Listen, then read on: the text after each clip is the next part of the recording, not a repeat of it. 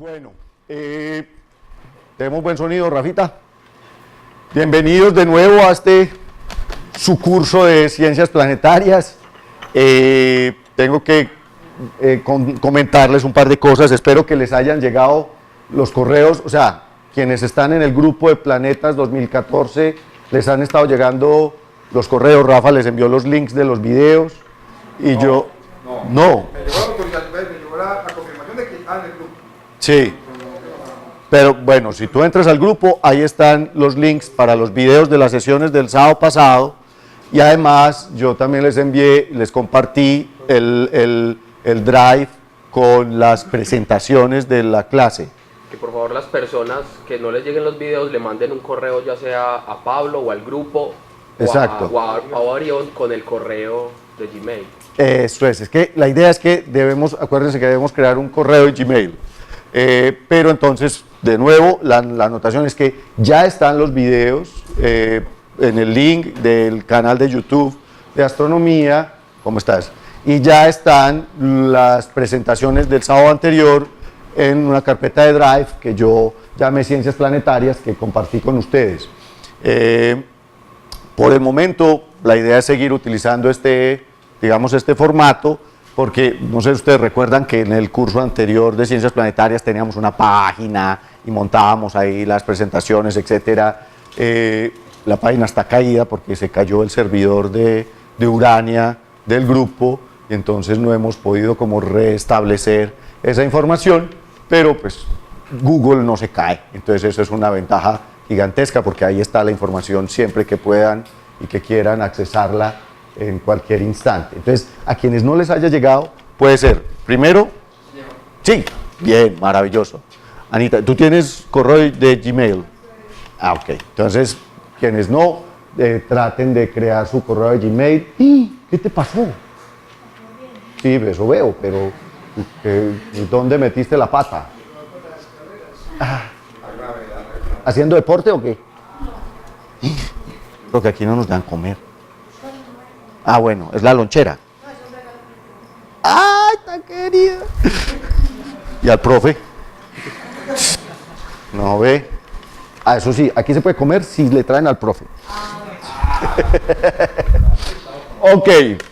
Además es un gusto tener de nuevo a viejos conocidos. Aquí ya hay graduados del diploma de astronomía que están repitiendo. Yo decía la semana pasada que eso es como una buena película. Una la ve montones de veces. Se está acostumbrado a decir, maratón de diploma de astronomía. ¿Sí o qué? Todas las veces que uno lo vea, siempre alguna cosa se le queda. Hay cosas nuevas. Hoy vamos a hablar otra vez de cosas viejitas. Estamos haciendo, digamos, las clases introductorias a la materia dura que nos esperan un par de semanas. Y vamos justamente entonces a seguir un poco con la historia que veníamos contando. Estábamos hablando en la clase anterior de Copérnico, del establecimiento de los modelos, del modelo heliocéntrico, y de cómo esto pues estuvo relacionado con toda una época de cambios fundamentales que conocemos como el Renacimiento. Renacimiento cultural, renacimiento artístico y obviamente renacimiento intelectual y científico en la Europa de los siglos XV, XVI, XVII fundamentalmente. Hoy vamos a hablar un poco de cómo este nuevo conocimiento que se conoce históricamente como la revolución copernicana, pues llevó justamente al desarrollo en otras áreas y llevó a que muchos pensadores de la época, como nuestro amigo Galileo, pues pudiese descubrir muchísimas cosas acerca de la naturaleza real del universo. Esta es una fotografía real del telescopio, de uno de los telescopios de Galileo. Galileo construyó en total 4 telescopios, y de esos 4 sobreviven 2 telescopios que están pues en los museos italianos. Este es uno de ellos.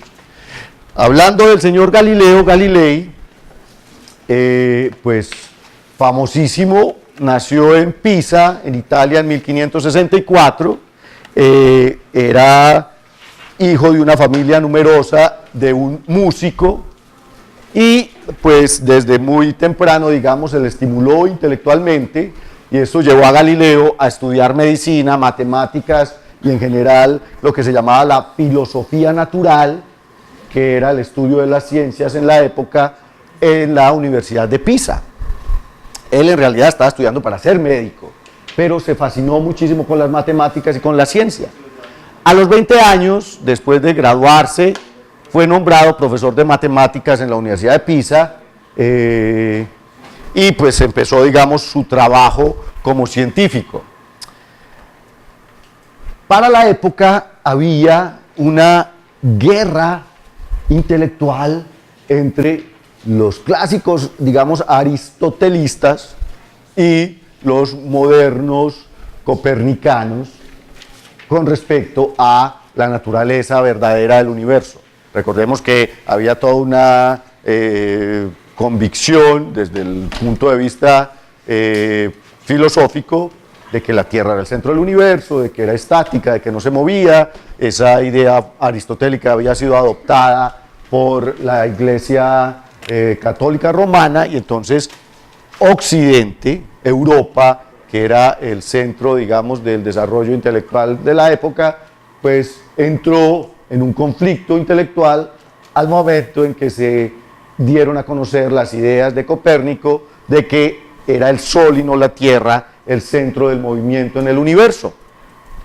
Una de las situaciones más interesantes que se dieron por la época, además de, habíamos visto observaciones que hizo Tycho de una supernova también en 1572 y de un cometa en 1577 que no apoyaban la idea de Aristóteles, fue esta supernova que explotó en 1604. De hecho, esta es la última supernova que explotó en la Vía Láctea. Desde 1604 no vemos una supernova en nuestra galaxia. Pues hemos visto muchas supernovas, pues de hecho hay científicos que se dedican solo a mirar supernovas cada año, pero esas son supernovas en otras galaxias. Incluso la más cercana a nosotros explotó en 1987, o más bien la vimos en 1987, explotó en la nube Magallanes, en la gran nube Magallanes, que está a unos 150.000 años luz de distancia. Entonces, esta fue la última supernova en la Vía Láctea, como les digo, observada en 1604, por Kepler especialmente y por Galileo también. Galileo apenas la observó en diciembre, a pesar de que había explotado o se había estado observando desde octubre de ese año. Es una supernova que explotó cerca de la constelación de Acuario, si no estoy mal. Esta es el remanente de supernova fotografiado pues actualmente. Es una fotografía en rayos X tomada por el telescopio Chandra. Importante la observación de una supernova en el cielo. Claro, era algo novedoso. Recuerden que según Aristóteles, nada pasaba. Todo era etéreo, todo era inmutable, etcétera, etcétera. Rápidamente, una supernova, ¿qué es? ¿Qué es una supernova? Perfecto, que es una maravillosa pregunta. Claro, una supernova es la explosión de una estrella muy masiva. Estrellas que tienen de 10, 12, 20 masas solares, al final de sus vidas se quedan sin reacciones nucleares y entonces la gravedad, digamos, le gana la guerra a la presión generada por las reacciones. Una estrella es un cuerpo en equilibrio hidrostático. Eso significa que yo tengo reacciones que calientan la estrella y, digamos, generan presión y mantienen la estrella tratando de expandirse, pero la gravedad, debido a su propia masa, está tratando de contraer a la estrella. Entonces hay un equilibrio entre la expansión y la contracción y ahí se la pasan en equilibrio durante millones de años. Estas estrellas grandotas, al final de sus vidas, cuando se quedan sin reacciones nucleares, pues entonces dejan de producir, digamos, esa presión interna y el núcleo colapsa.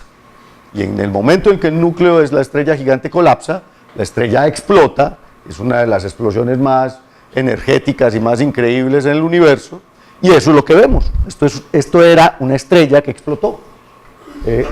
¿Por qué explota? Pues uno diría,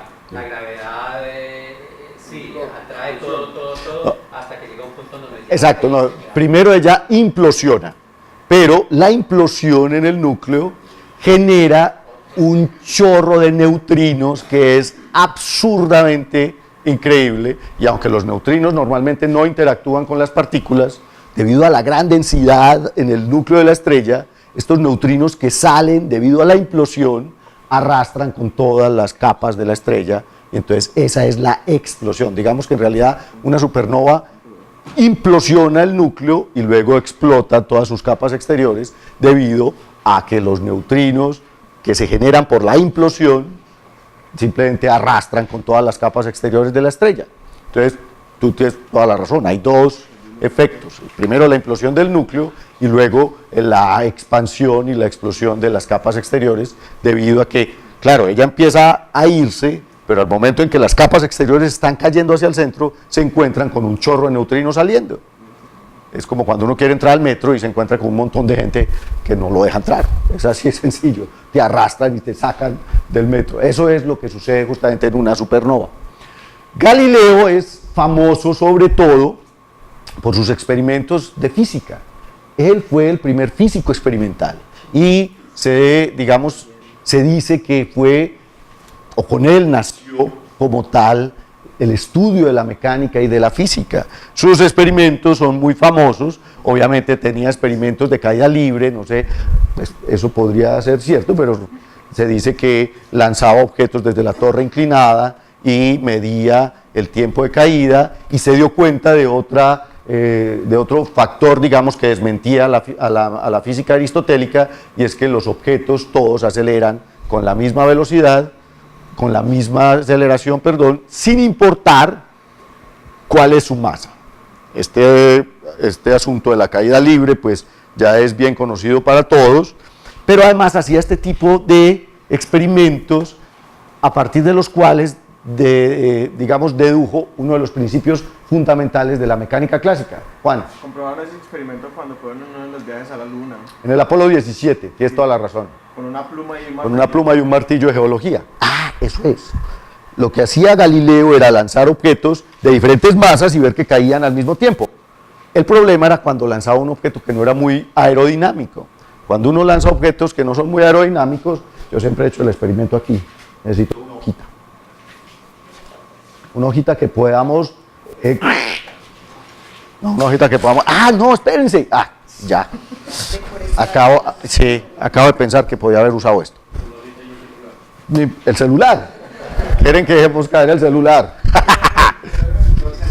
La idea es cuál. Galileo lo hacía desde la torre inclinada de Pisa, pues desde allá arriba, porque tenía que medir el tiempo de caída. ¿Saben con qué medía el tiempo de caída Galileo? Ese era uno. Él tenía, por ejemplo, en estos de planos inclinados, había aprendido a medir el tiempo a medida que se llenaba un cierto volumen de agua. Pero no, como él era médico,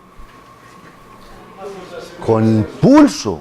Este tipo se relajaba un rato, voy a hacer lo mismo, se relajaba, hacía, me imagino, budismo, un zen, y cuando tenía, digamos, su pulso tranquilo, estático, hacía sus experimentos y medía el tiempo con el pulso. Es un berraco, ¿no? Cronómetro natural. Y entonces, la idea es, él dejaba caer cosas y obviamente Aristóteles diría, es que esto tiene más tierra, es más grave. ¿Recuerdan del asunto de la gravedad? Es más grave porque tiene más tierra que este. Este puede tener, por ejemplo, más aire. Y entonces, como es más aire, se opone más a su estado natural. Los objetos buscan su estado natural. Entonces, lo que tiene más tierra busca la tierra, lo tengo que hacer al mismo tiempo. Y lo que tiene más aire, pues tiende a quedarse en el aire, etcétera, etcétera. Pero es que Aristóteles era poco experimental. A Aristóteles no le gustaban los experimentos. Él simplemente recibía la información de la naturaleza a punta de pensamiento puro. Galileo dijo, oye, ¿y a usted no se le ocurrió hacer algo como esto? Si usted hubiera hecho algo como esto, sencillamente habría reducido la fricción, habría reducido digamos, el efecto del aire, el arrastre del aire, y se habría dado cuenta que Las dos benditas cosas caen exactamente al mismo tiempo.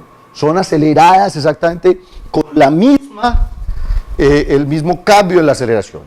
Al mismo tiempo. Y entonces esto lo descubrió Galileo. Y se demostró, como decía Juan, con una pluma y con un martillo.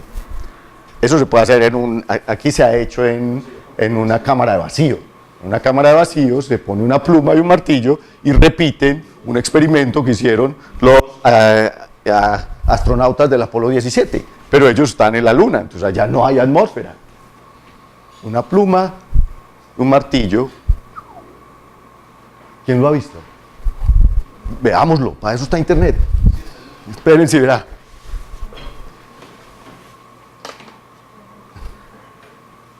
Aquí debe estar.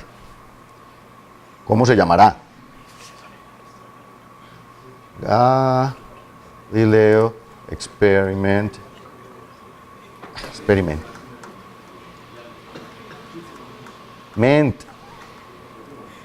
In the moon. Vamos a ver si aparece aquí. Hammer versus Physics. Aquí está.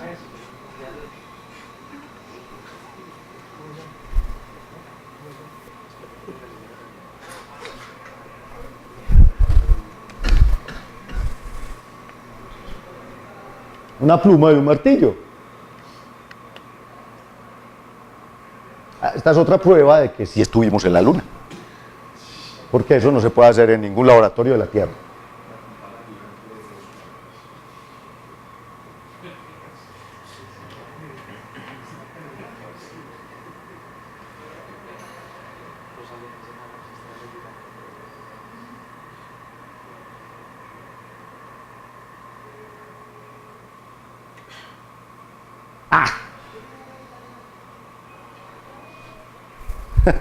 Otra vez. Si ven que no se vio muy bien, ¿cierto? Por aquí fue que lo dejó caer.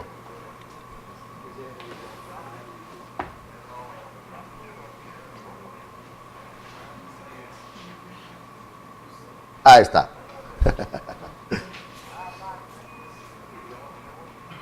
Maravilloso.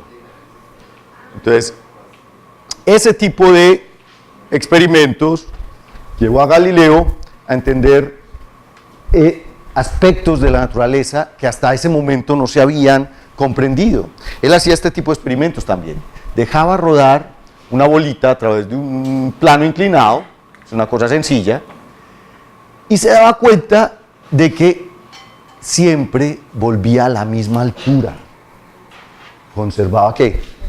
Pues eso ya lo sabemos nosotros, pero Galileo, imagínate, Galileo, eso era para allá en 1590, si esta desgraciada bola, porque vuelve a la misma altura. Tiene memoria. Es una cosa como, espérese, verá, le voy a cambiar el plano. Entonces le cambiaba el plano de inclinación. Y ella volvía a la misma altura. Está acá, hombre. Eso debe ser muy... ¿Qué hace que la bendita bolita vuelva hasta la misma altura? Y le volvía y le cambiaba el plano de inclinación. Y ahí volvía. Entonces dijo, esta no me la hace. A ver, le voy a quitar el plano de inclinación. A ver, pues. Porque ella va a buscar su estado original. ¿Qué vas a hacer entonces? ¿Hasta dónde se va a ir esa bolita buscando su estado original? En principio, como ella no encuentra su estado original y ella es terca, ella quiere volver a su estado original, pues te tendría que ir hasta el infinito, ¿sí o qué? Porque ella va a buscar el planito para volver a subir a su altura, pero no hay plano. Y entonces sencillamente por ahí en el camino dice, no, yo ya no busco más esta pendejada, y aquí me quedo. Se frena. ¿Por qué se frena la bola? Por la fricción. Eso fue lo que descubrió Galileo.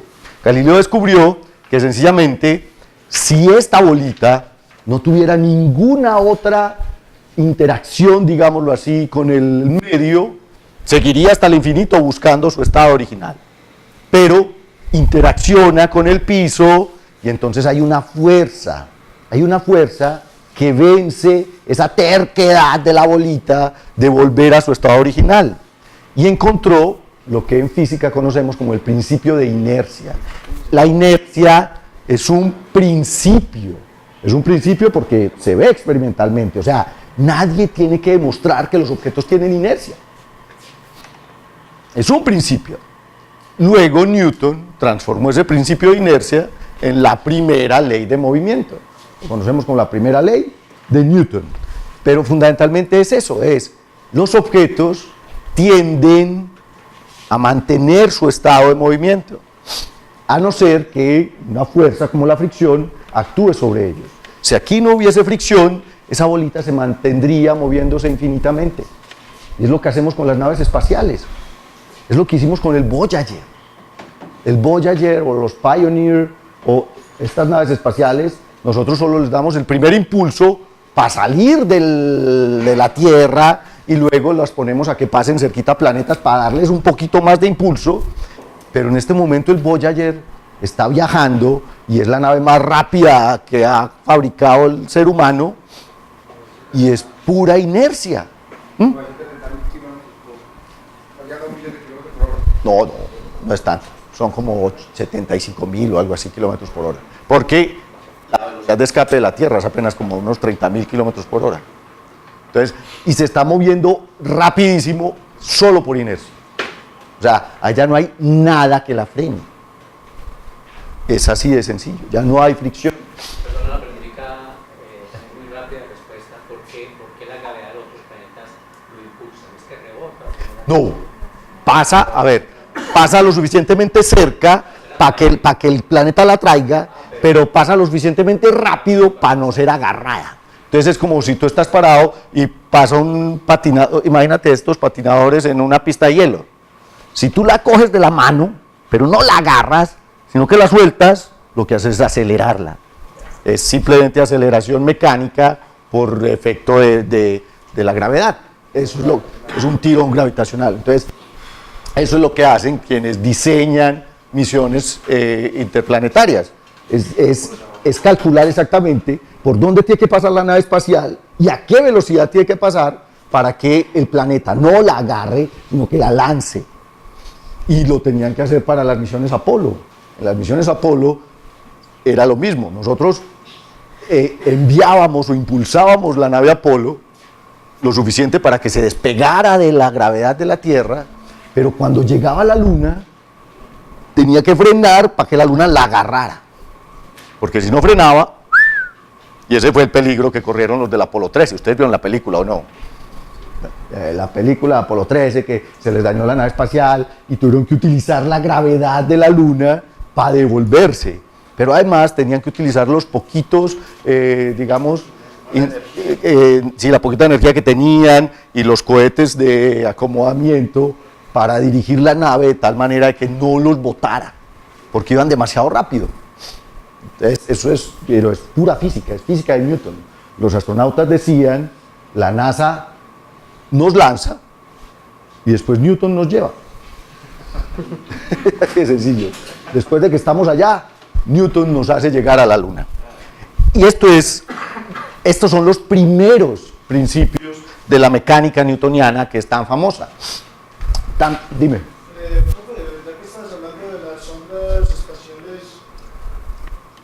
¿A qué distancia esas ondas dejan de transmitirse? O sea, ¿a qué distancia más o menos?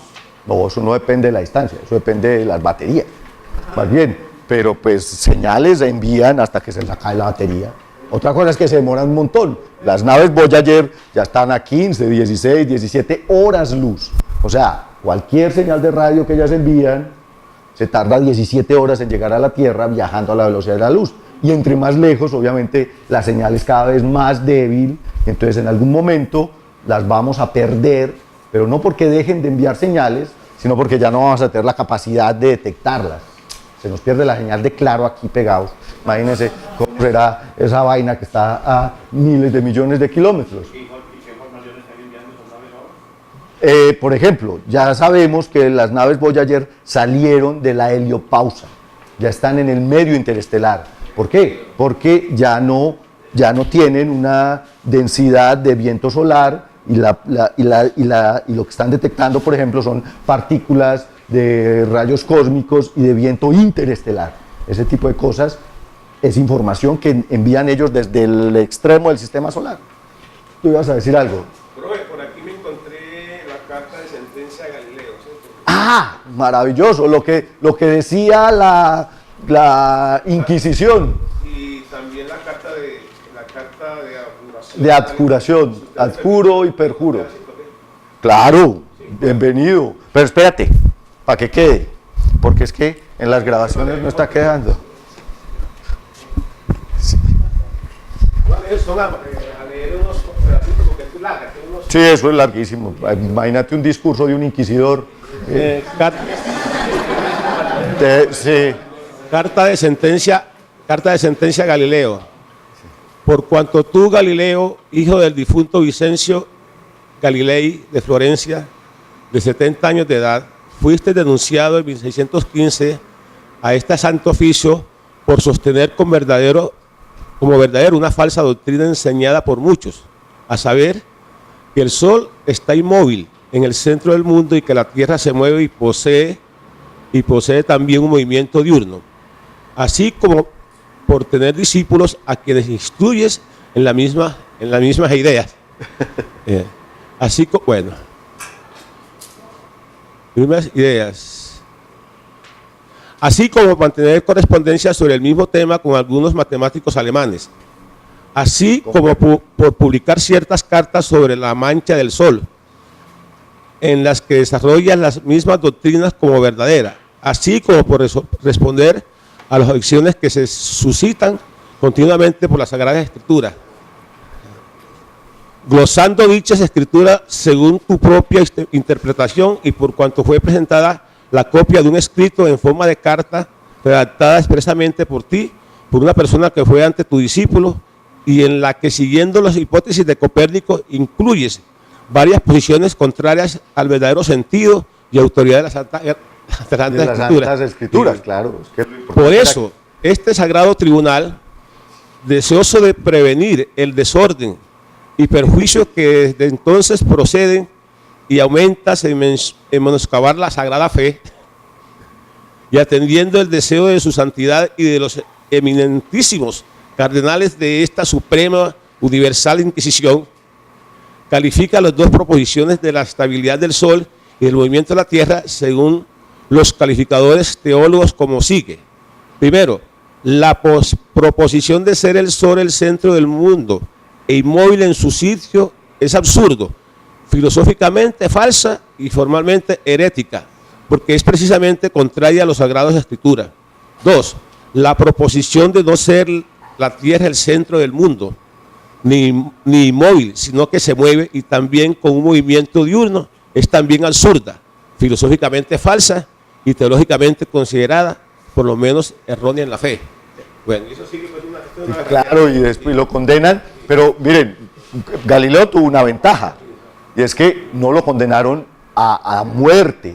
Al viejito fueron, le mostraron las máquinas de tortura antes de abjurar y antes de leerle la condena, y le dijeron, bueno, usted o se echa para atrás, o lo montamos en ese potro, o lo echamos para atrás. Y claro, un viejito de 70 años, hermano, era el pobre viejito Lepul a torturarlo, o amenazarlo de tortura, pues, si usted sigue diciendo que la Tierra se mueve y que el Sol es el centro del universo y que está inmóvil en el centro.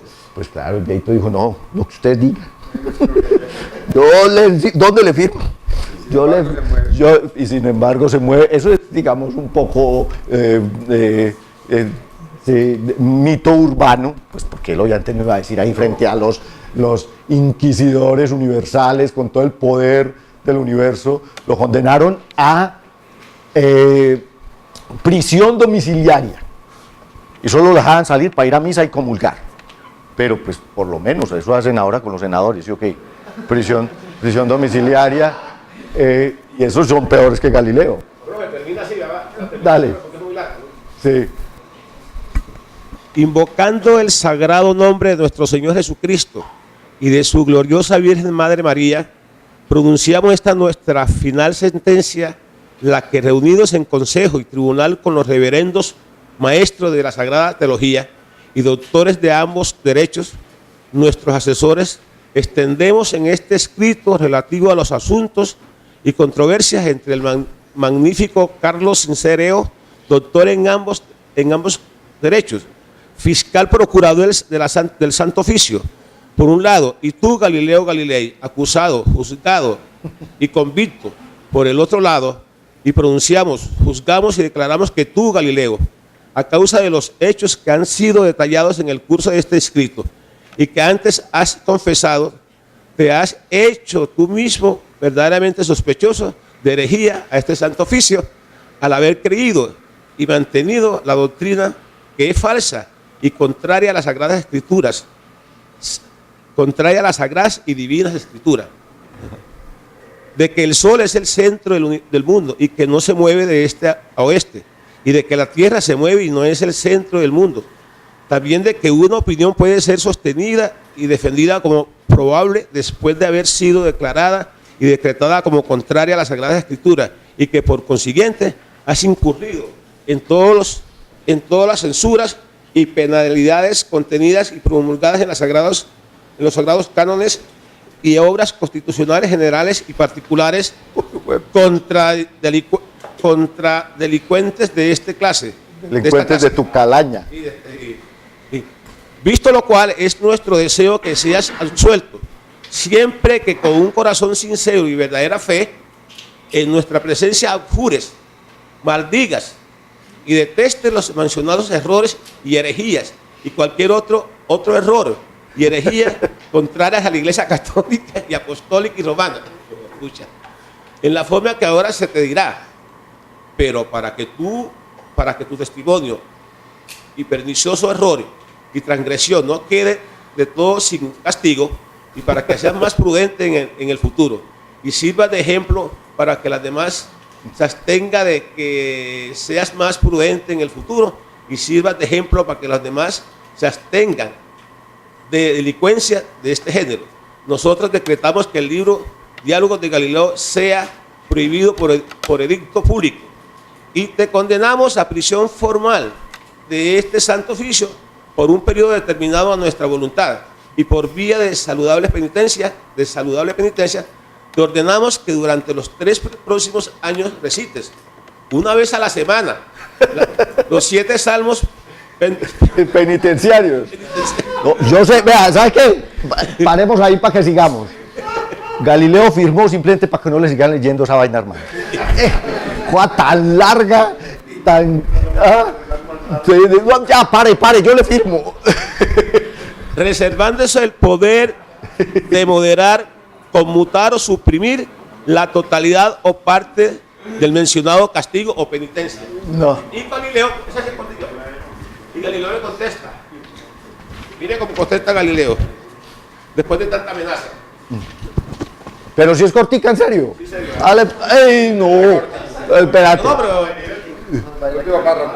Yo, Galileo, hijo de Vicencio Galileo de Florencia, a la edad de 70 años, interrogado personalmente en juicio y postrado ante vosotros, eminentísimos y reverenderísimos cardenales, en toda la República Cristiana contra la herética perversidad inquisidora, de inquisidores generales, teniendo ante mi vista los sagrados evangelios, que toco con mi mano, juro que siempre he creído, creo aún, y con la ayuda de Dios seguiré creyendo todo lo que mantiene y predica y enseña la Santa Iglesia Católica, Apostólica y Romana.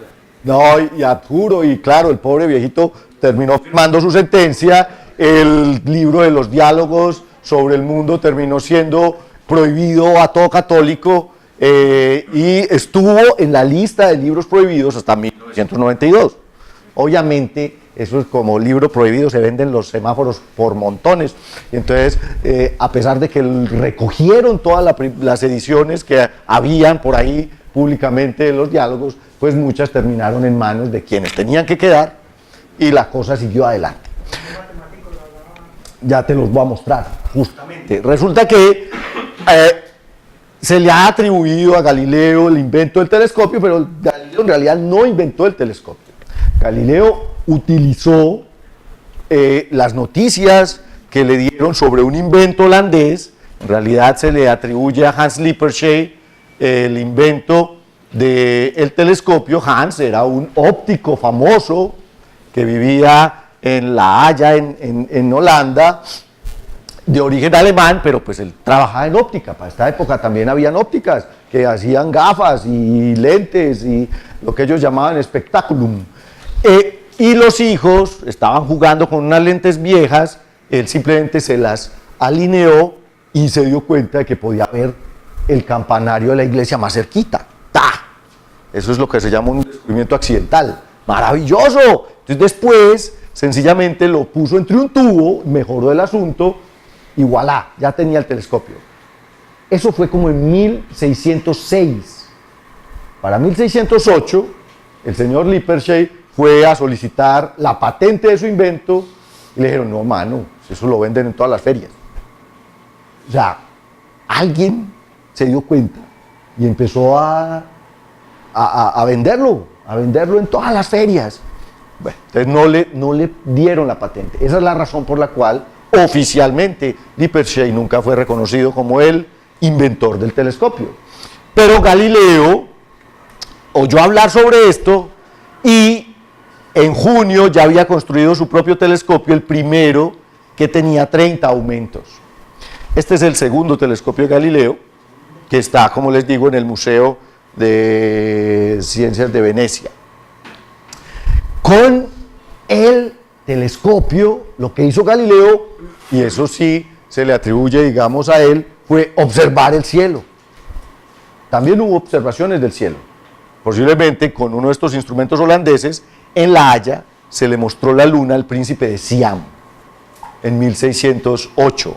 Y un señor inglés que se llamaba Thomas Harriot, también fue el primero que hizo un mapa de la luna y fue el primero que observó manchas solares. Pero a diferencia de Galileo, Thomas Harriot nunca escribió nada. Y en ciencia lo que no se publica no se hizo, no existe. Ahora sabemos, porque muchos historiadores de la ciencia se han puesto en la tarea de ver estos registros, pero se sabe que Thomas Harriot observó la luna y las manchas solares antes que Galileo. O sea, digamos, fue el primero en hacer observación astronómica en realidad con un telescopio, pero nunca publicó nada. En cambio, Galileo sí. Galileo, desde 1600, o sea, desde que hizo sus telescopios, en enero de 1610 observó unas estrellas brillando cerca a Júpiter y para el 15 de enero otra más, descubrió las 4 lunas de Júpiter. Y ya para marzo, eso fue enero, febrero, marzo, 2 meses después, publicó lo que podemos decir es el primer artículo científico observacional en astronomía de la historia. El Siderius Nuncius fue dedicado al príncipe Cosimo II, que era el duque de Toscana, y los satélites, como Galileo era un lambón, fueron llamados las estrellas Medici en honor a los hijos de Cosimo. ¿Pero por qué? Porque es que esos eran los que daban la platica, claro. Ahora es lo mismo, ahora el que da la plata le ponen el nombre del telescopio. El telescopio Keck en Hawái fue donado por el señor Keck. Ese tipo de cosas suceden. Profe, bueno, que Galileo se haya ido contra la doctrina, ¿cierto? De la cuestión del movimiento pues, de la Tierra y del Sol, sí. Es entendible, ¿cierto? Pero ¿en qué ofendía Galileo diciendo de que había descubierto unas manchas en el Sol? Que el universo era inmutable y perfecto, y allá no podía suceder absolutamente nada que no fuera sagrado. Miren, yo quería mostrarles justamente para que nos hiciéramos una idea de qué fue lo que observó Galileo por primera vez. ¿Qué fue lo que Galileo observó por primera vez a través de su telescopio? Y posiblemente lo que observó Galileo fue algo como esto.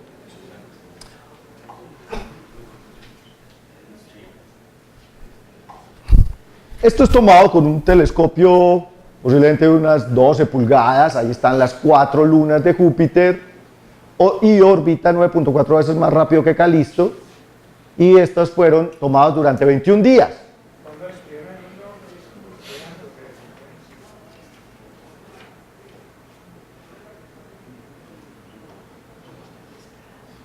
Es genial, eso fue lo que miró Galileo, porque él también las estuvo observando durante varios días, y lo mismo que acabamos de ver en ese video, espérense, lo ponemos otra vez muy rápidamente. Lo mismo que acabamos de ver en ese video, pues fue lo que dibujó Galileo en sus notas.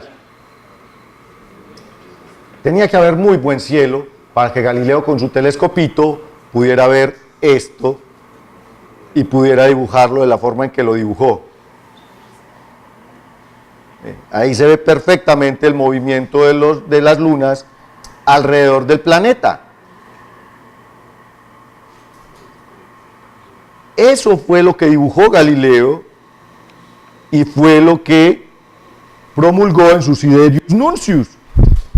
Vea, yo las vi y se mueven alrededor del planeta. Entonces él las nombró las estrellas Medici. Los nombres de Io, Europa, Ganímedes y Calisto son posteriores. Se las dieron, digamos, casi que un siglo después fueron nombradas como tal. Galileo se escribía con Kepler. Estos son los matemáticos alemanes a los cuales se refiere la Santa Inquisición. En abril de 1610, Kepler le envió una carta a Galileo halagando sus descubrimientos. Resulta que Kepler leyó el Siderius Nuncius de Galileo y le encantó.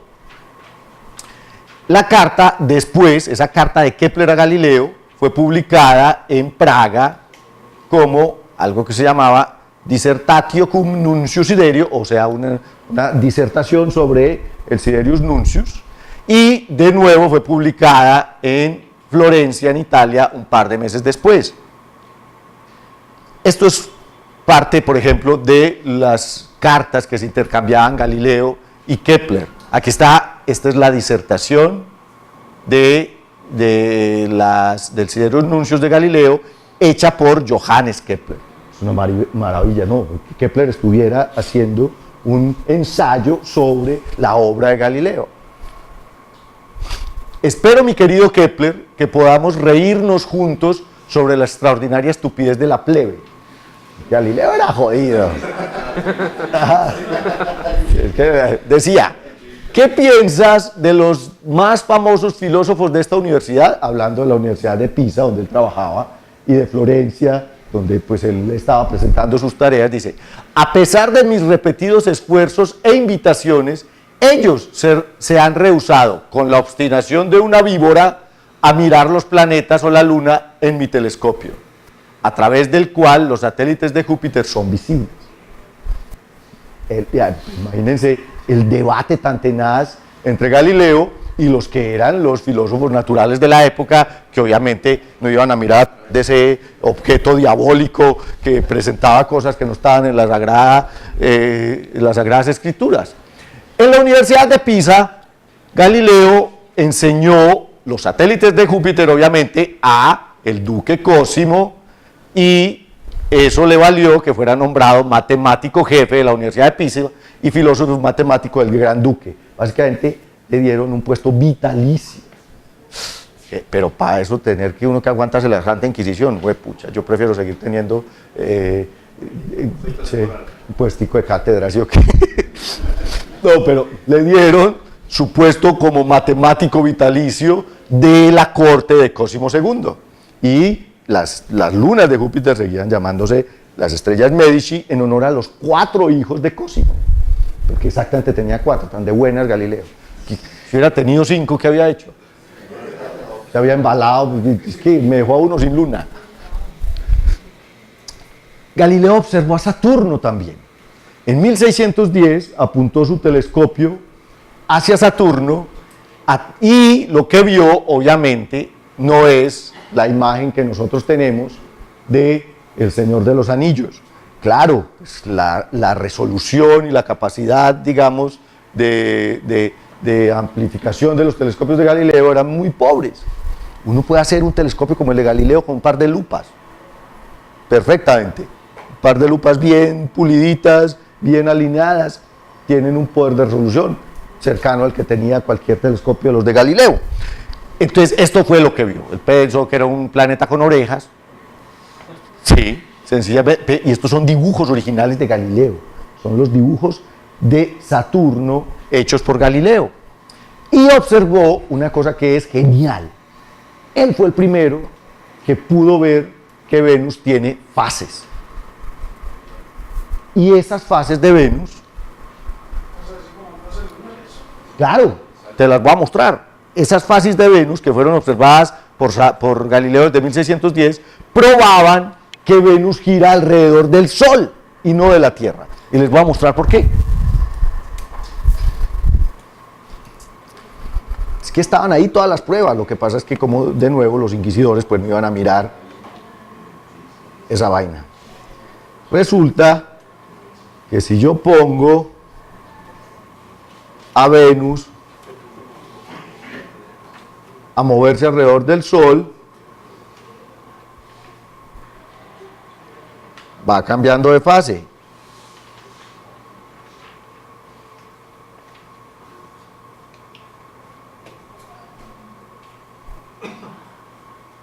Estamos viendo a Venus desde la Tierra, a medida que él orbita alrededor del Sol. Entonces Venus se... ¡Ah, qué lástima! Apaguemos la luz, que no se ve muy bien. ¡Ay, no, esta no! ¡Ay, no! Espérense, espérense. ¡Eso! Espérense, lo devuelvo un poquitín. Eso, desde aquí. Ahí está Venus, digamos, en conjunción con la Tierra. O sea, nosotros estamos parados aquí en la Tierra viendo a Venus y el Sol está por acá. Entonces, a medida que Venus va a describir la órbita alrededor del Sol, vamos viendo una mayor parte de Venus iluminada. Esto fue lo que vio Galileo, obviamente con mucho tiempo de observación. La ponemos más rápido.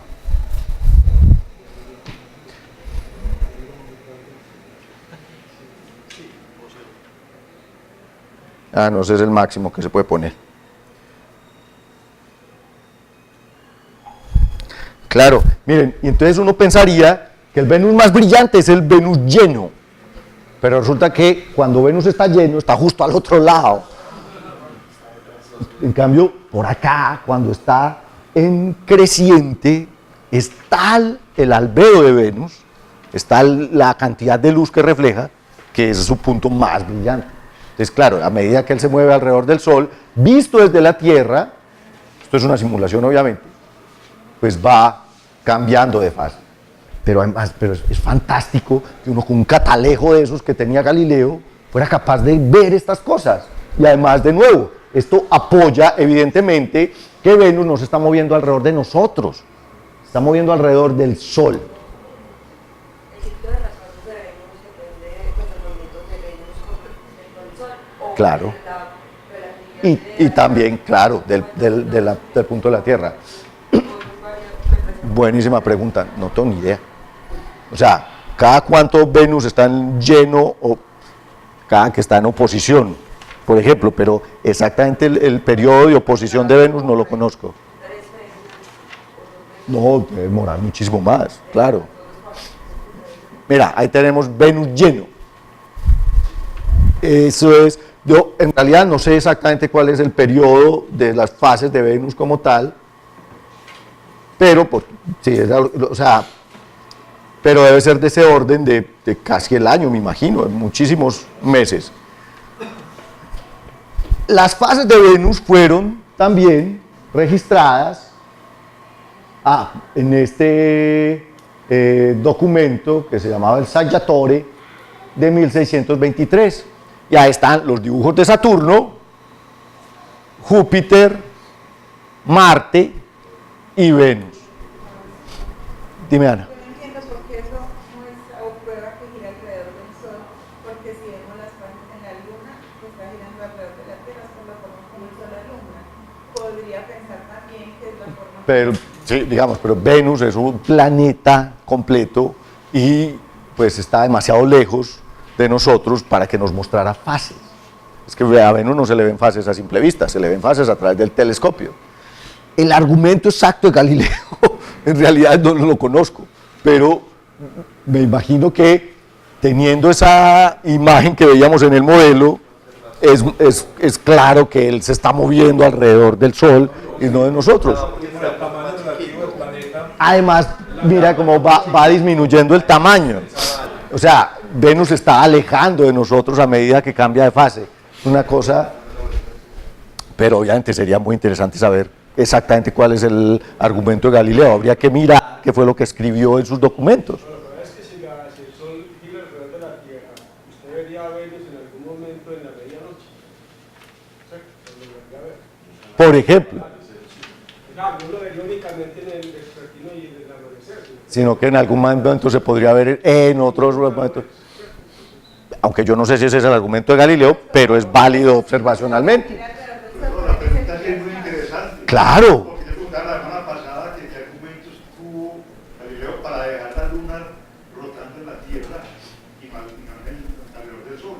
Pero no se pregunta uno con Venus. Claro. Si la luna y Venus tienen fases, uno pensaría que deberían pues, tener un comportamiento muy similar. Muy similar, en eso tienen toda la razón. Hay que leer a Galileo. La respuesta es, tenemos que leer la obra original de Galileo, que yo he leído algo sobre, algo que él llama, una obra de él que se llama Cartas a Cristina de Lorena. Bueno, que básicamente es un intercambio de correspondencia con una de sus, digamos, de quienes lo apoyaban en el momento en que la Inquisición estaba tratando de juzgarlo. Pero ahí obviamente él no es muy explícito en sus argumentos, más bien trata de decir que no, que él pues no está diciendo nada en contra de la Biblia, etcétera, etcétera. Pero habría que leer el diálogo, hay que leer el diálogo, el Siderius Nuncius. ¿Dónde estará el Siderius Nuncius? Estará en la biblioteca de la universidad. Claro, para poder leerlo originalmente. Lo que pasa es que, como les digo, yo tuve una mala experiencia con, hoy les iba a traer el libro de Copérnico. Voy a traer los libros para que los hojeemos, eso vale la pena. Ok. Pregunta 1. Estamos muy atrasados en la clase de hoy. Que eso da cuenta pues, de la genialidad del hombre. Pues, Claro. Yo, o sea, a mí me es muy claro con el video, pero ¿cómo lo explica? Además, piensen en eso. ¿Por qué creen que los inquisidores lo condenaron? Porque por más explicaciones que él dio, la gente no entendía. Para ellos era absurdo. Es que es difícil, pues, todavía. Si yo le digo a ustedes que me demuestren que la Tierra se mueve, demuéstrenmelo pues.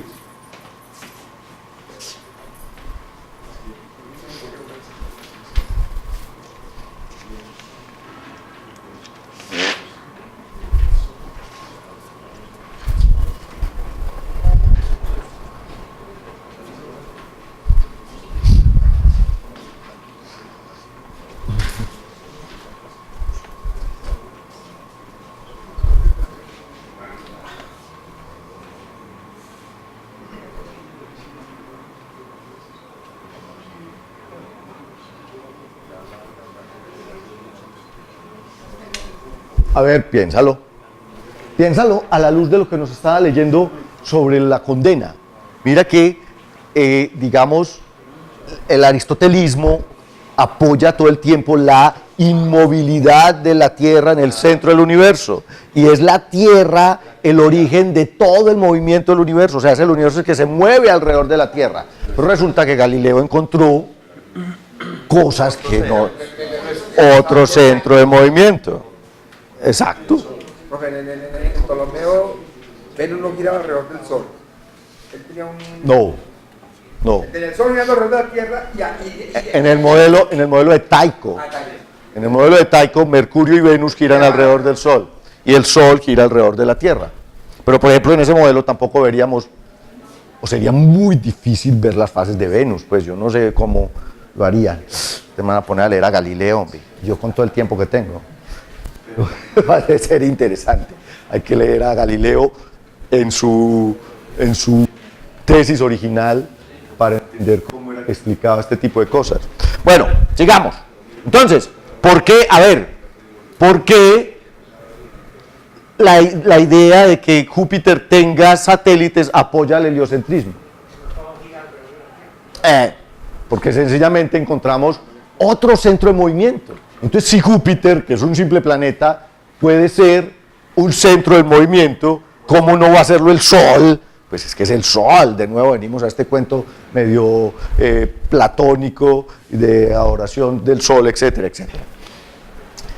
Johannes Kepler, que nació en Alemania, cerca de Stuttgart, en 1571, trató desde muy temprano, digamos, en su carrera intelectual, de entender justamente estos movimientos de los planetas en el cielo y de encontrar lo que él llamaba la armonía del mundo, Harmonicis Mundi. En 1584 se ingresó a lo que en la época eran las universidades, en este caso el seminario de Heidelberg, y en 1589 ingresó a la Universidad de Tübingen, donde estudió con Michael Maestlin. Michael Maestlin era un matemático copernicano, era uno de los que apoyaban el heliocentrismo de la época, y esto seguramente es otro de los matemáticos alemanes a los que se refiere la Santa Inquisición. Kepler pues es muy famoso justamente por su idea pitagórica del universo.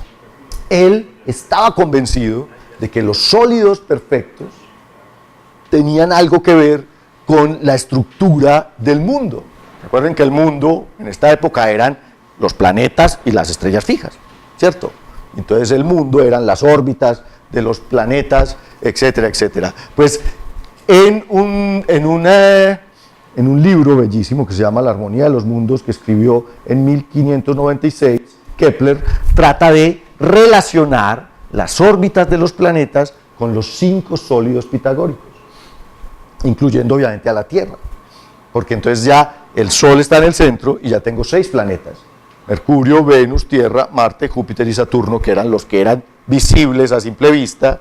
Y lo que hizo Kepler fue tratar de inscribir los sólidos pitagóricos dentro de las 6 órbitas. Entonces, claro, tengo 6 órbitas, tengo 5 sólidos pitagóricos, a cada uno le correspondería un sólido pitagórico. Aquí vemos cómo, por ejemplo, inscribió el cubo en la órbita de Saturno, el tetraedro en la órbita de Júpiter y así el dodecaedro en la órbita de Marte, hasta que se va hasta la órbita de la Tierra, de Mercurio, etcétera, etcétera.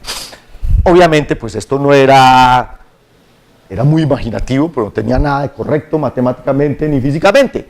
Decía Kepler: los movimientos de los cielos no son más que una polifonía inteligible, no audible. No cabe sorprenderse de que el hombre, imitando a su creador, finalmente haya descubierto el arte de cantar. Era en realidad muy profundo y muy filosófico. Claro, Kepler escribió unas cosas bellísimas. En 1609, después de que había trabajado con Tycho, después de que Tycho le puso como reto, o sea, él se la pasaba encima de Tycho: oiga, Tycho, deme sus datos, oiga, deme sus datos, oiga, deme sus datos. Y Tycho le dijo: usted como es de buen matemático, hágale, calcúleme la órbita de Marte. Le entregó ese, como yo ponérselo a uno de mis estudiantes: no me joda tanto, tenga, vaya y calcule la órbita de Marte. Yo la traigo la semana entrante. La semana entrante. 8 años. 8 años estuvo Kepler tratando de encontrar una relación entre la observación y sus cálculos de la órbita de Marte. Y no le daba, y no le daba. Más de 900 páginas de cálculos había hecho Kepler después de 8 años, y esa vaina no le daba. ¿Por qué no le daba? Porque él seguía pensando que la órbita era circular, seguía siendo un círculo perfecto. Pero a pesar de eso, entonces, en 1909 publicó sus resultados. Ya está para esta, porque Tycho había muerto, Kepler ya había tenido mejores datos de observación y ya había encontrado sus leyes de movimiento planetario. En Astronomía Nova contenía las 2 primeras leyes. Kepler detalló sus intentos para modelar los datos de Marte basados en 3 sistemas: el de Ptolomeo, el de Copérnico y el de Tycho. Lo que encontró fue que ninguno de los sistemas le funcionaba. Él los hacía circulares y hacía con un sistema, con el otro. Los datos que tenía Kepler, miren esto, tenían una precisión del orden de 8 minutos de arco. 8 minutos de arco es un montón en el cielo, pues. Es que, piensen en esto: el tamaño de la Luna es de 30 minutos de arco, o sea que tenía 1/3 del tamaño de la Luna de error. Eso era un montón para la época, pues igual ahora los errores son de segundos de arco y mucho menos, o sea, los grandes telescopios tienen errores de centésimas o milésimas de segundo de arco, pero pues para esta época, y entonces eso no le servía. Los de Tycho, que fue el mejor astrónomo observacional antes de la invención del telescopio, Tycho, además porque tenía modo, tenía los mejores instrumentos de observación, y entonces tenía los mejores datos observacionales de la época también, tenía una precisión de la mitad, imagínense, de 4 minutos de arco. Pues Kepler tomó los datos de Tycho y se las aplicó a una órbita elíptica y ¡voilá! ¡Eureka! Encontré la respuesta. Tengo la respuesta, le escribió a su amigo David Fabricius. La órbita del planeta es una elipse perfecta. ¡Wow! ¿Ustedes imaginan lo que sintió Kepler la primera vez? Porque era el primer ser humano que entendía esa vaina. ¡Huepucha! Encontré la respuesta. Es una elipse. Hay una lectura bellísima sobre lo que Kepler, digamos, sentía. O sea, el hombre estaba, ¿cómo se llama eso? Pletórico, extasiado de haber encontrado la respuesta a la órbita de Marte después de tanto tiempo. He descubierto en los movimientos celestes la naturaleza plena de la armonía. Pues estos son dibujos de las órbitas de Kepler en un libro que escribió sobre la astronomía copernicana en 1628, Epítome de Astronomía Copernicana. Esta es una caricatura donde Kepler está tratando de explicarle a las autoridades eclesiásticas sus leyes. Entonces, como ustedes ven, la órbita del planeta es una elipse. Y este dice, ¿qué es una órbita? ¿Qué es un planeta? ¿Y qué es una elipse? La primera ley de Kepler lo que describe sencillamente es que los planetas no se mueven en círculos. En realidad, describen un movimiento elíptico donde el Sol está ubicado en uno de los focos de la elipse. Si nosotros recordamos algo de geometría, la elipse tiene diferentes medidas que son importantes aquí. Hay un eje mayor y hay un eje menor a la distancia entre el centro de la elipse y, digamos, la elipse se le llama el semieje mayor, hay un semieje menor entonces, que es el B, y esta C se le llama la distancia al centro o la distancia al foco, que es que equivale sencillamente a la distancia entre el centro y la posición que ocuparía el Sol en la elipse. Esta es la posición relativa del planeta sobre la elipse y hay unas ciertas relaciones geométricas que me relacionan, por ejemplo, el semieje mayor con el semieje menor y la distancia central, e igualmente unas relaciones entre las posiciones relativas. En el caso de que yo tuviera un círculo, pues el semieje mayor y el menor son iguales y la posición del planeta en cualquier punto de la elipse sería la misma y obviamente no hay una distancia central. Esto pues, digamos, es como para que tengamos una idea de la geometría que se maneja y de lo que hizo Kepler. Kepler, cuando uno coloca la ecuación de la elipse, necesita 2 radios porque tiene 2 semiejes mayores y entonces todo cambia, digámoslo así. La segunda ley de Kepler, lo que recita, y que también fue escrito en esta obra de 1609, es que los planetas se mueven más rápido cuando están cerca del Sol y más lento cuando están lejos del Sol, y esto se traduce en el hecho de que barren áreas iguales en tiempos iguales. Entonces, mientras el planeta va del punto 1 al punto 2, barre esta área que es equivalente a ir del punto 3 al punto 4. Miren que el punto 1 y 2 están más lejos y el punto 3 y 4 están más cerquita, pero se demora lo mismo en tiempo y en espacio. O sea, este espacio que está aquí en gris es exactamente igual a esta área que está aquí en gris, sencillamente porque aquí se mueve más rápido y aquí se mueve más lento. Esto es para una elipse exagerada. En la Tierra la diferencia no es mucha. ¿Por qué? Porque la elipticidad de las órbitas en realidad no es muy grande. Kepler descubrió esta vaina con Marte, porque Marte tiene una alta elipticidad. Pero si hubiera calculado la de Venus, o incluso la de la Tierra, ahí se había quedado, porque son cuasi circulares. De hecho, la Tierra tiene una velocidad media de unos 30 kilómetros por segundo. Cuando va más lento se mueve a 29, y cuando va más rápido se mueve a 31. Pues, y eso no es una diferencia muy grande. En realidad influye en cosas como las... ¿qué? Perdón.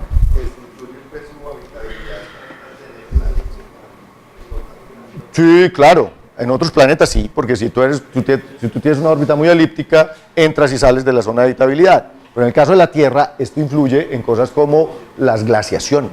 Los periodos glaciares,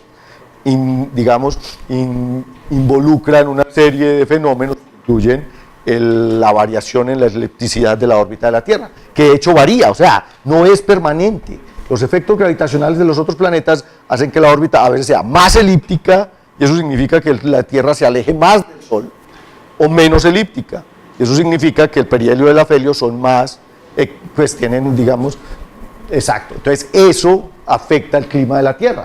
No, el pensamiento por acá, digamos, aldeano, se supondría de que un planeta al pasar cerca del Sol, el Sol debiera frenarlo, ¿no? ¿Nunca dijiste lo impulsa o qué? No, pero de nuevo es por lo que les decía ahora. Cuando te acercas al Sol, la fuerza de gravedad es mayor y entonces eso genera aceleración. Sencillamente por segunda ley de Newton. La segunda ley de Newton me dice que una mayor fuerza significa una mayor aceleración. Y es por eso, cuando el planeta está más cerca, la aceleración gravitacional es mucho mayor y entonces la velocidad, digamos, del movimiento es mucho mayor. Y eso físicamente hace que se aleje, al estar impulsado, se presenta el fenómeno de alejamiento. Bueno, ¿y por qué no se escapa? ¿Por qué no se escapa el planeta? Porque no tiene la velocidad suficiente. Los cometas, que tienen muchísima velocidad, pasan cerca al Sol y se siguen. Ellos tienen lo que se llama una órbita abierta, órbitas parabólicas, por ejemplo, o elipses muy excéntricas, porque justamente, exacto, ahorita vamos a ver, pero mientras la velocidad no sea muy variable y sea justo la que se necesita, el planeta va a estar atrapado en una órbita cerrada. Entonces, escaparse o no de la atracción gravitacional depende de qué tan rápido me muevo. Bueno, primero, qué tan cerquita estoy, pues porque obviamente ahí hay un intercambio gravitacional, pero segundo es qué tan rápido me muevo. Si la Tierra empezara a acelerar, cosa que no sucede gracias al Panteón, se escaparía. Eso le pasa a la Luna. La Luna se está escapando de la Tierra porque se mueve más rápido cada vez. Un poquito, pero se aleja como unos 2 o 3 centímetros por año. Entonces la Luna cada vez va a ser más chiquita. Pablo, esto es, digamos, dos cuerpos, ¿no? Donde uno es demasiado masivo con respecto al otro. Exacto. Obviamente, si son de masas más parecidas. Ya eso es otra cosa distinta, porque ya aquí no tiene mucha gravedad.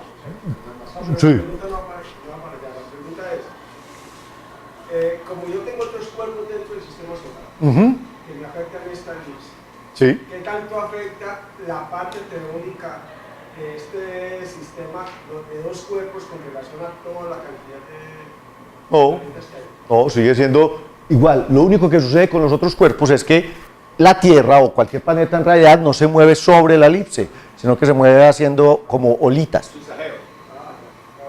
Eso se llama nutación.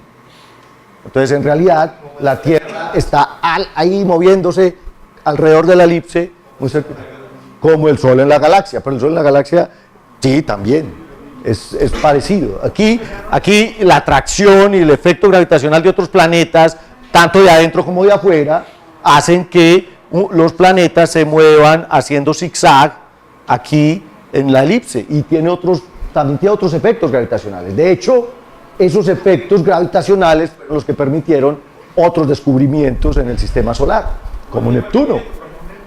Nutación. O sea, la Tierra tiene muchos movimientos. Uno es el movimiento de rotación sobre su eje, el otro es el de traslación alrededor del Sol, el otro es la nutación, que las hace ir bamboleándose, el otro es la precesión, que es el cambio en la dirección del eje de rotación, y tiene como otros 3, yo no me acuerdo de los otros, pero esos son, digamos, los principales, y que son todos efectos gravitacionales.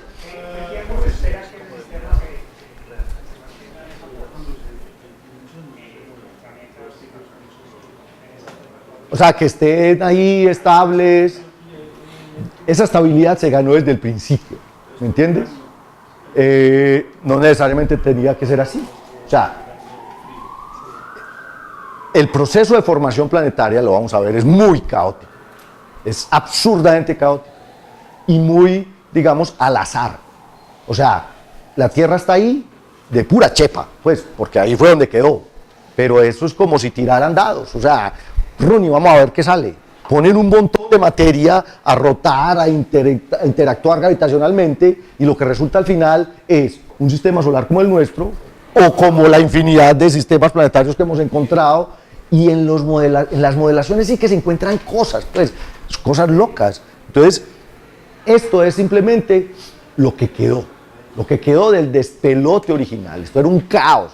La formación planetaria es un caos completo de choques, de colisiones, de acreciones. Los grandes botan a los chiquitos, migran, se mueven, y finalmente, cuando el sistema queda despejado y las interacciones ya se acomodan, tenemos un sistema estable.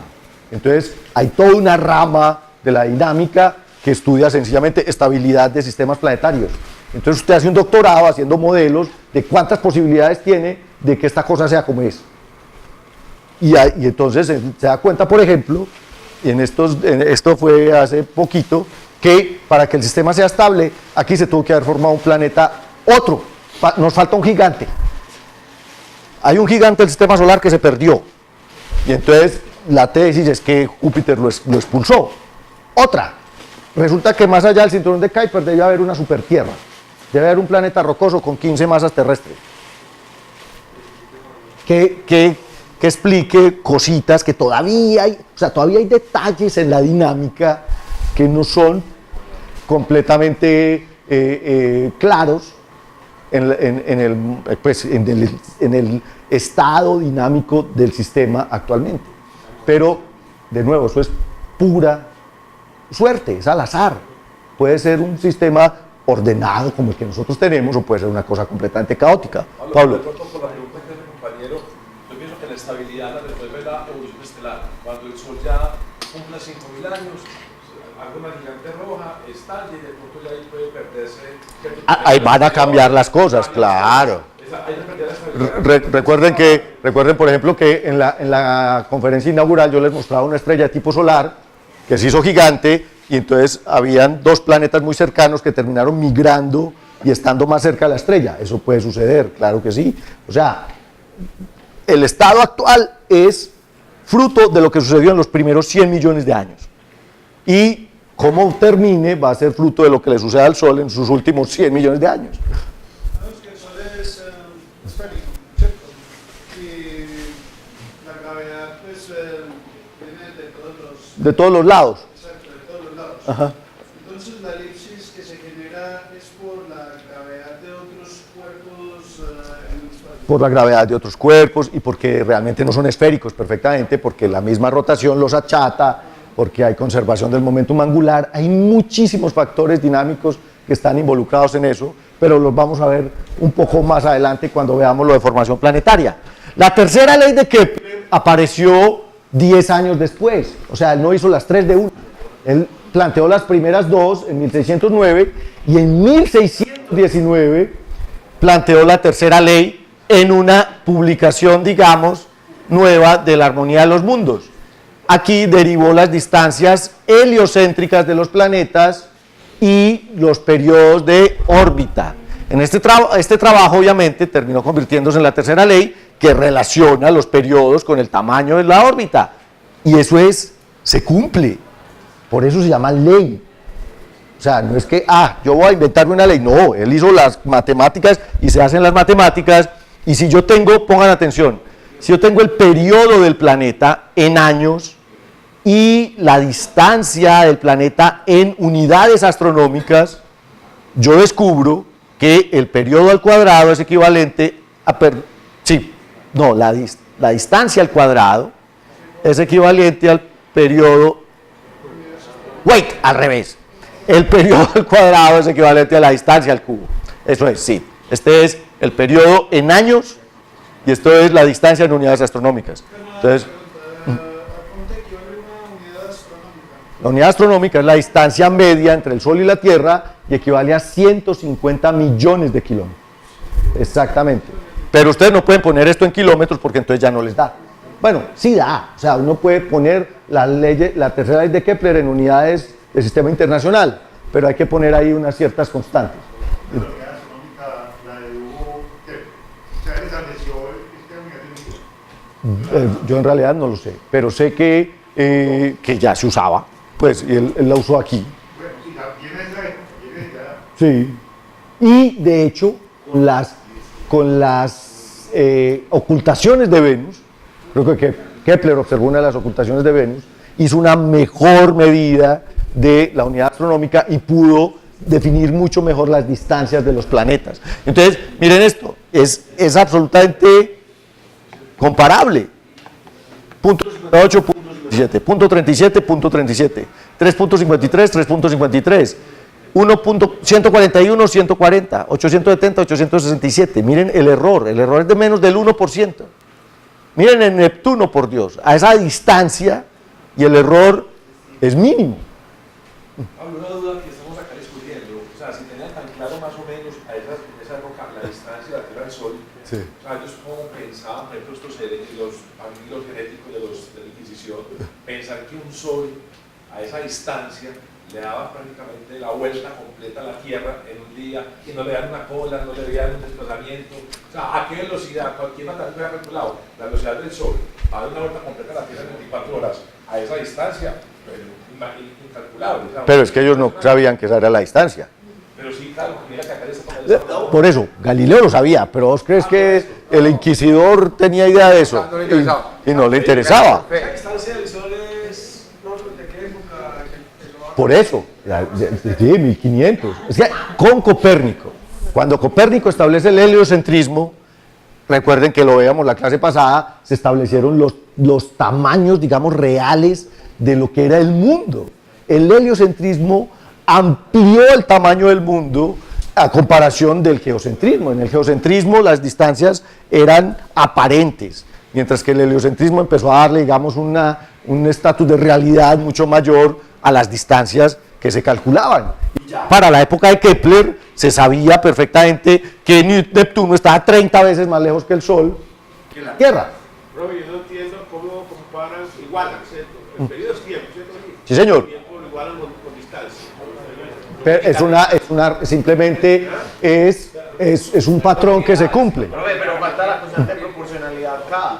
No, pero aquí no hay constante. O sea, hacerlo en la calculadora verás que esto te da directo. No, sí, pero a lo que él se refiere es cómo voy a... ¿Cómo organizo las unidades?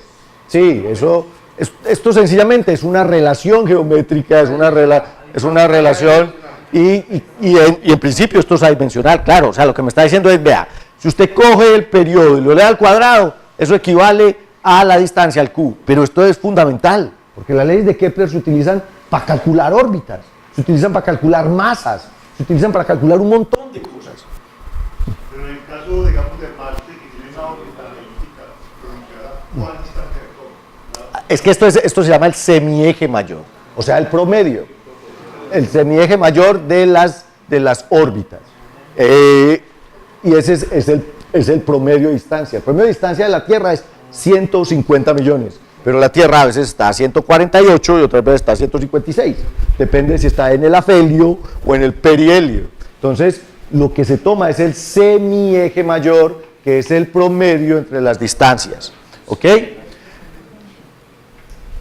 Un poco más al futuro, en este siglo XVII, que fue un siglo brillantísimo para la intelectualidad europea, aparece el señor Christian Huygens, que la pronunciación, este es holandés. De milagro Lepul no lo conoció también. Se pronuncia Hawkins. El señor Christian Hawkins nació en La Haya en 1629 y nació en medio de una explosión cultural, intelectual y de prosperidad de Holanda, después de que se separaron del imperio de Carlos V, etcétera, etcétera, y se hicieron protestantes también, y etcétera. Pues Holanda tenía la flota mercante más grande de Europa, entonces tenían un progreso impresionante para la época, y pues se dedicó a las ciencias y a las matemáticas, escribió 3 libros de matemáticas y de física, incluyendo sus teorías sobre la, digamos, la naturaleza ondulatoria de la luz. ¿Qué horas son? 10:30. Ya son las 10:30. Pucha, no me rinden con ustedes. Y se interesó por la astronomía, especialmente por Saturno. Vamos a terminar aquí un segundito. Saturno, que había sido observado por Galileo, pues fue observado por Hawkins en 1655 con un telescopio de 50 aumentos, y con eso fue suficiente para descubrir a Titán. Titán es la luna más grande de Saturno. 30. O sea que este era un poco más. Sí. Obviamente estaba muy interesado por la forma real del planeta y se construyó nuevos telescopios, y finalmente, un año después, pudo entender que eso no eran orejas, que no era algo que estuviera pegado al planeta. Pudo entender que en realidad lo que había era un sistema de anillos. Aquí está Titán, Saturno y los anillos fotografiados por Cassini en la misión Cassini-Hawkins. Se llama así porque Cassini llevaba una navecita más chiquita pegada que se llamaba Hawkins, y esta Hawkins aterrizó en Titán. Es genial. Hawkins no publicó su descubrimiento hasta estar totalmente seguro. Mientras tanto trabajó en el diseño de relojes, era excelente relojero. Publicó una obra sobre el descubrimiento de Titán, y en esa obra, a manera de anagrama, publicó el hecho de que descubrió que la estructura en realidad era un anillo separado del planeta. Esto, de acuerdo con la obra de Hawkins, significa esto. Yo sé que ustedes son muy pilos y lo descubrieron de inmediato. Annulus singitur tenui plano nusquam quarente ad epicam inclinato. En español craso, porque mi latín no está muy bien por estos días, dice un anillo circundante, tenue y plano. Este nusquam quarente se refiere a que no está pegado al planeta y está inclinado con respecto a la eclíptica. Genial. Pero pues obviamente solo me leía esta vaina, era un secreto. ¿Ah?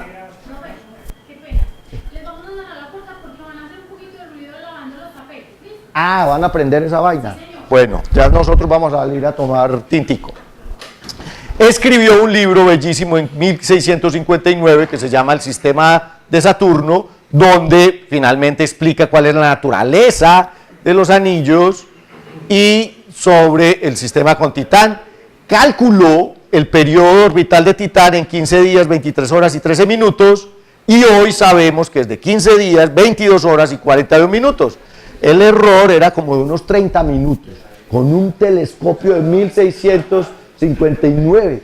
Es que nosotros somos muy flojos, hombre. Ah, Juan, ¿usted cuándo ha hecho un cálculo de eso? ¿De cuál? ¿De qué? De la órbita de Titán. Aquí me puede. Pero, pues eso es disculpa, hermano. O sea, no es culpa mía. No, también la mía. Yo es porque no soy astrónomo observacional. El idioma de ellos era el latino, el idioma oficial de ellos. Perdón. El idioma oficial de ellos, ¿qué tiempo era el latino? No, el idioma oficial de la ciencia, digámoslo así. O sea, todos los libros y tratados científicos se escribían en latín. Clásico, claro. Para que además otros los pudieran leer. Si él lo escribía en Dutch, pues o en holandés de la época, solamente él y 3 pelagatos entenderían el libro. Pero esto se podía publicar a nivel de Europa y todo intelectual europeo sabía latín. Ahora, perdón.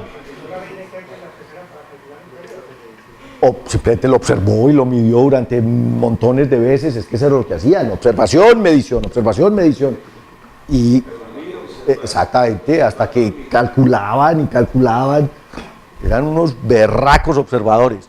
Hawkins propuso, que el anillo que rodeaba el planeta era algo sólido, en eso sí estaba muy loco el man, pero más tarde, con un mejor telescopio, una mejor resolución, el señor Giovanni Domenico Cassini, en 1675, encontró que había una división en los anillos. Esa división se llama la división Cassini, desde 1675. Y se dio cuenta de que, esa vaina no es sólida, eso tiene que estar compuesto por un gran número de pequeños satélites. Cassini entendió que la estructura de los anillos no era algo rígido, sino que en realidad eran un montón de pequeñas lunitas que estaban orbitando el planeta. Paremos aquí y seguimos ahorita.